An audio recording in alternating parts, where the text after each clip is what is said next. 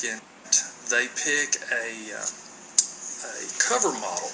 So they take pictures of all the girls throughout the whole week. This is a week-long event, and they get it down to 6 finals. So it's not something that you take and register for, sign up for, or entry fee. They just do it on their own, and they eliminate it down to the top 6. So our daughter Jordan made it to the top 6, and then she won the cover model. How about that? So I think somebody called in and told us that she was they saw her on Facebook, and her stance or her position that she was in. What kind of dancing is it? She does tap, lyrical, jazz, hip-hop. I mean, it's just a variety of genres of dance. Her solo that she has done really well with and had won the regional competition in is actually a lyrical dance.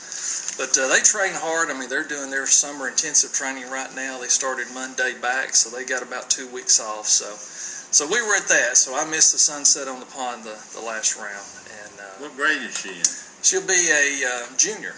Yeah. She'll be a junior. She's a youngin' then. So she just turned 16 years old. So Good for her. the kids are a joy of my life. So I have to always talk about my She's kids. a beautiful girl. Well, thank you. Beautiful. Thank you. Tell me what you consider the most important issue that's facing Wofford County, other than, I know you've already told us, the indebtedness. Yeah, I think too, we've got a lot of division in our county. There doesn't seem to be a lot of cooperation. I know we've got a very active group now in Rossville, the Revive Rossville group up there that has started off the Wilson Road area.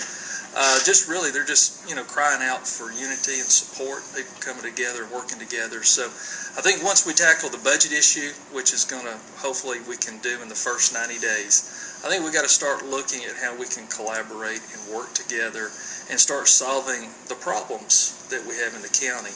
And, different parts of the county have different burning issues, so to speak. And so not every community has the same needs at the time, but I think we can pull together and start working on those things and start bringing the unity back. Because once the election's over, we've got to put the politics aside. We've got to all come together and work together. That's a day after election day. That's right. Hello? Hello? Hello, Hey, I've got a question. go. Okay. Shannon, Yes.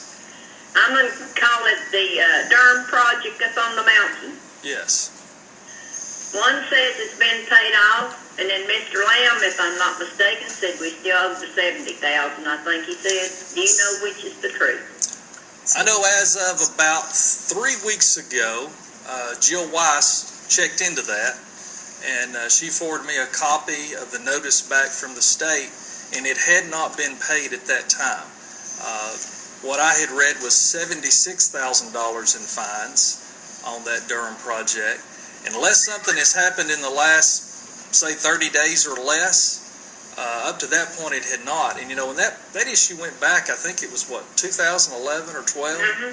So that's been hanging out there a long time, and I don't understand why the current administration has not paid that or addressed that or come forward to the citizens to explain publicly why that's being ignored. So I think that's a solid question, and I think that's makes our county look bad that we've got something with the state that's not been settled. I read somewhere it's in litigation, but I may be mistaken. That's right, and she says that she don't know it was in litigation. Well, and if it is in litigation, they need to bring that information forward. I mean, that may very well be the case, but they need to provide that docket number and let people be able to see where there is a pending lawsuit. But Well, I know it's been bounced around several times, and I was just wondering what your take was on that. yeah, and I think too, if it had been settled or had been paid, I think we would have probably heard an announcement about that. So I'm going to go with a position that it's not been paid. She's going to be on Night Talk tonight, so I wrote that down. I'll ask her. Yeah, that's a good I question. hope I'll get to see you down there at the pond Saturday. Yeah, I'd love to. Come by and talk with us. All right, thank you. Thank you for calling. And Jim Buckner just texted me back. It's 50 plus 1 potential for a runoff. Okay, thank you, Jim. Appreciate you calling in and letting us know that. It's the way I was leaning, but then I started second guessing myself. So 50 plus 1. So we could potentially have a runoff. Yep. So that's good to know. So we get maybe have another election. Yeah, we Maybe. drag this thing on out We a all little hope longer. not, maybe. So, What's your opinion of the sheriff's office and the fire stations and so forth in Walker County? well, there's been a lot of collaboration and work up on the north end of the county to get this satellite sheriff's office put in place, because there's a lot of attention to the crime and different things in that area. And I think that's a great move. I know Mr. Carlton that owns that business park up there has donated the use of that facility. I really commend him for that and giving back to his community. I guess the thing that troubles me the most about that, and it has nothing negative about the citizens, but it's a sad day when your local citizens have to now go and start trying to fundraise to do the build out and put the offices in and get the office furniture and get it ready. So they're on Facebook and their website and working hard, and I commend them for doing that. But it's sad that our county government is in the financial shape that we don't have the money to go in there and put up some simple office petitions and buy a desk and furniture and things that need to be done, and they're out having to solicit donations for that operation. So I think that just gets back to the bad priorities, and if we've got major crime problems, it's been identified, the sheriff's talked about it a lot, there's a lot of emphasis of trying to clean up that north end of the county, and the citizens are working hard and going overboard, but I guess that just really touched me when I read that. So that would post a sheriff or deputy in the Rossville area? Is that what it's all Well, it's about? actually outside the city limits, so it'd be over there off of Wilson Road. But he posts a deputy up there. It'd give them a place where they could go if someone had a report they wanted to make. It would keep them from having to go all the way to Lafayette. If an officer could meet them there instead of standing out on the side of the road or something, or they could go and report a crime or something there. It also gives them a base to work from, so they can respond quicker to that area. So there is a lot of advantages. You see that in a lot of other communities where they'll have multiple outposts.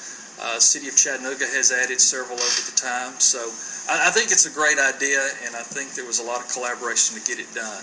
So The sheriff could have put that in his budget. That comes out of the sheriff's budget. He could have put that in his. They hadn't done their budgets for.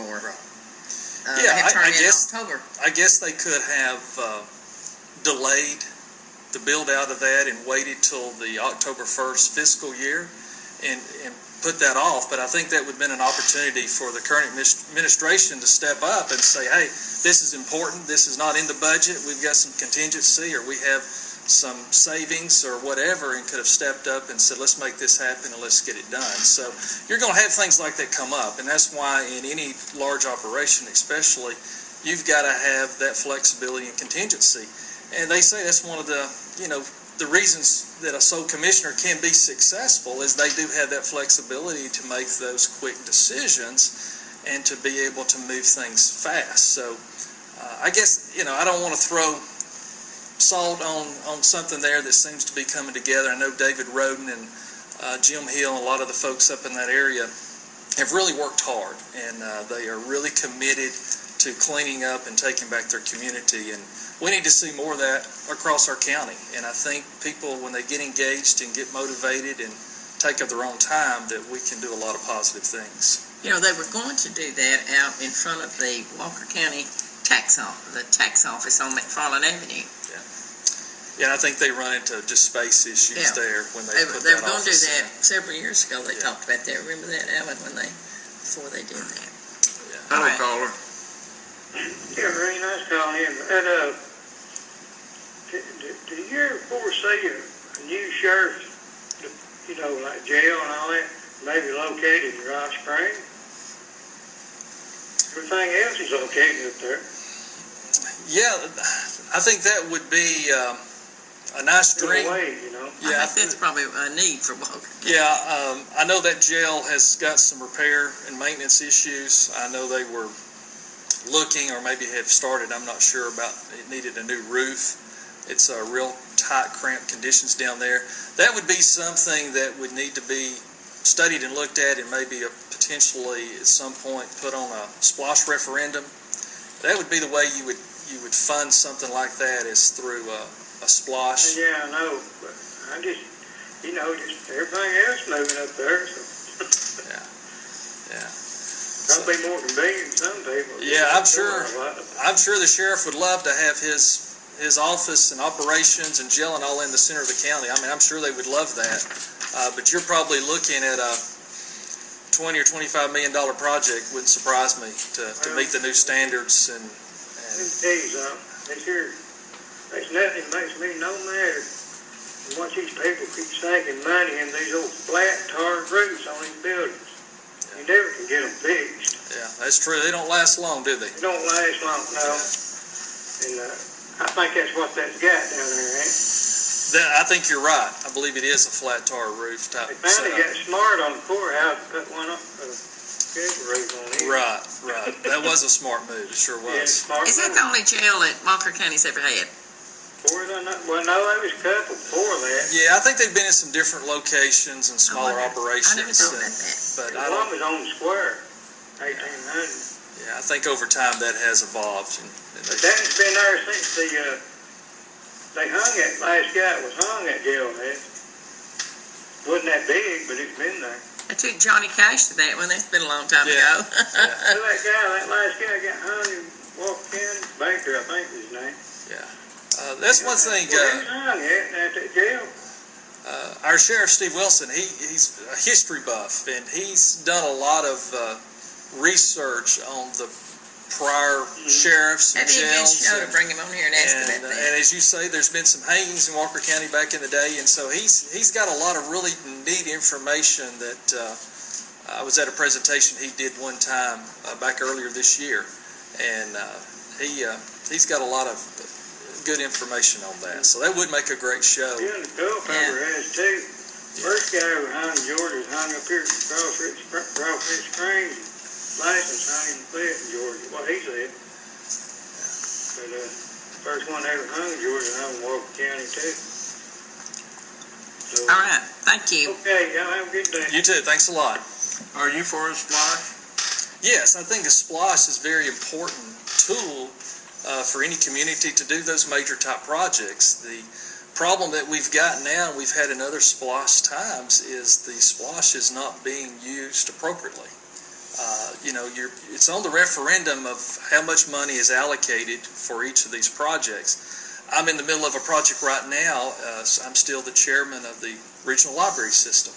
And so we're doing a complete renovation on the Rossville Library's location.